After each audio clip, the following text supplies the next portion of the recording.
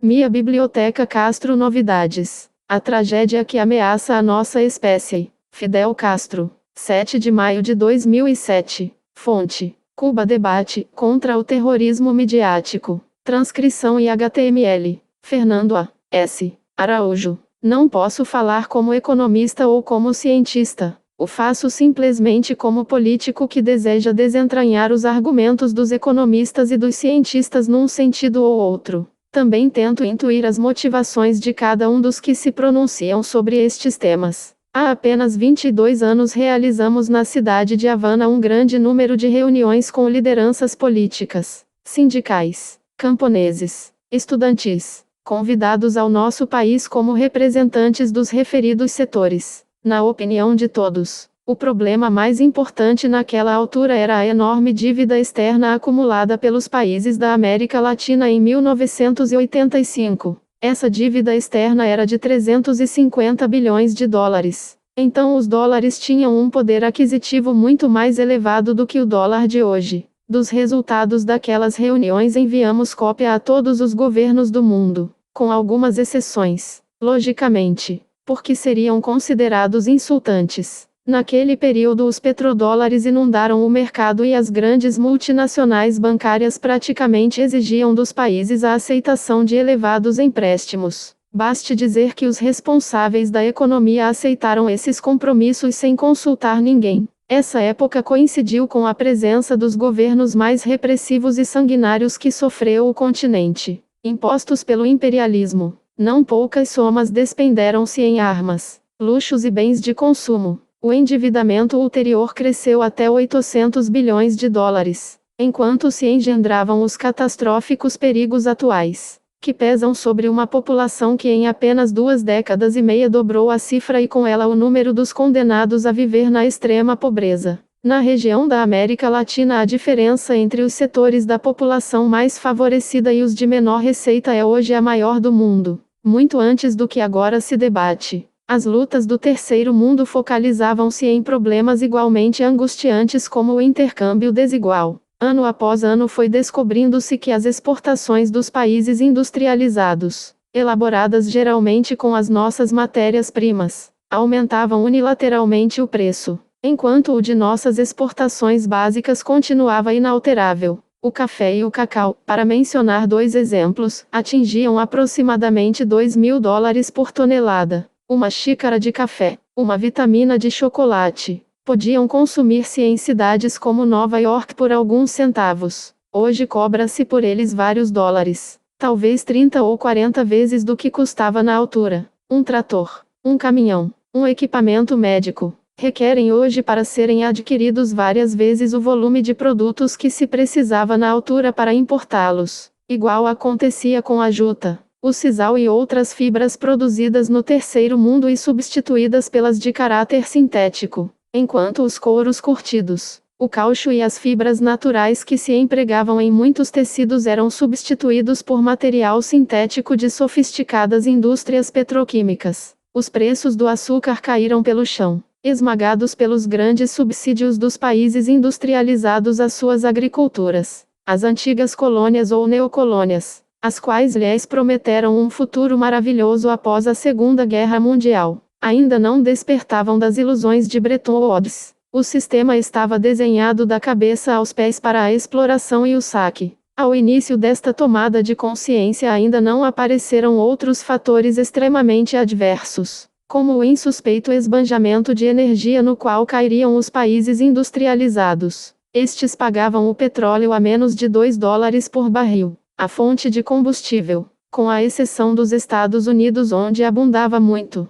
estava essencialmente nos países do terceiro mundo, principalmente no Oriente Médio, além do México, a Venezuela e ulteriormente na África. Mas não todos os países classificados em virtude de outra mentira piedosa como países em desenvolvimento eram petroleiros. 82 deles são os mais pobres e como norma precisam importar petróleo. Portanto, lhes espera uma situação terrível se os alimentos fossem transformados em biocombustíveis ou em agrocombustíveis como preferem chamá-los os movimentos camponeses e indígenas de nossa região. A ideia do aquecimento global como terrível espada de Damocles que está sobre a vida da espécie, Há apenas 30 anos nem sequer era conhecida pela esmagadora maioria dos habitantes do planeta. Ainda hoje existe uma grande ignorância e confusão sobre estes temas. Se fossem escutados os porta-vozes das multinacionais e o seu aparelho de divulgação, vivemos no melhor dos mundos. Uma economia regida pelo mercado,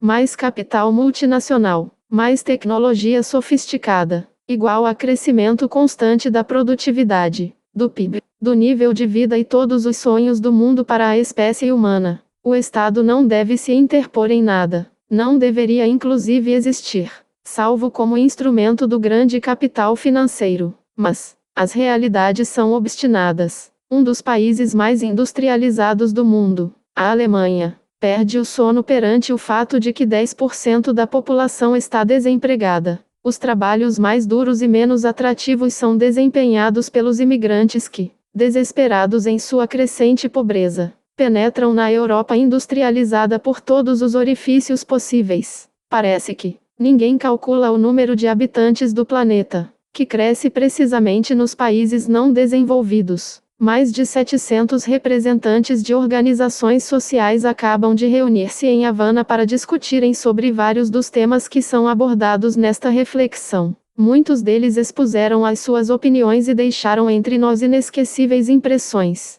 Há material abundante sobre o qual refletir, além dos novos fatos que acontecem cada dia, agora mesmo, como resultado da concessão da liberdade ao monstro do terror. 2 jovens que cumpriam um dever legal no serviço militar ativo, aspirando a gozar do consumismo nos Estados Unidos, assaltaram um ônibus, forçaram com o seu impacto uma das portas de entrada da terminal de voos nacionais do aeroporto, chegaram até um avião civil e penetraram nele com reféns, exigindo o deslocamento para o território norte-americano. Dias antes, assassinaram um soldado que estava de plantão para roubar 2 fuzis automáticos e no próprio avião mataram com 4 disparos a um corajoso oficial, que desarmado e capturado como refém no ônibus tentou evitar o sequestro do avião. A impunidade e os benefícios materiais com que se premia, desde há quase meio século, toda a ação violenta contra Cuba, estimula tais fatos. Há muitos meses que não acontecia nada semelhante.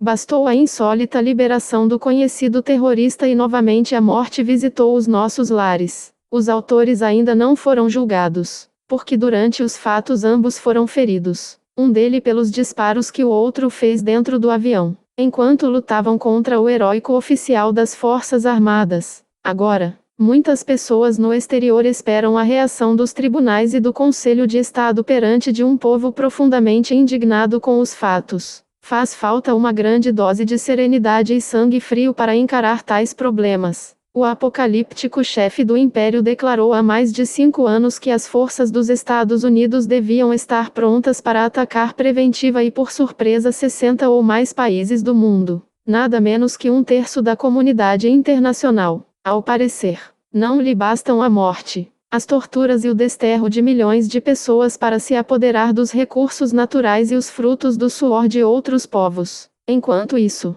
o impressionante encontro internacional que acaba de realizar-se em Havana reafirmou em mim uma convicção pessoal. Toda ideia sinistra deve ser submetida às críticas demolidoras sem nenhuma concessão. Início da página. Inclusão. 26/11/2019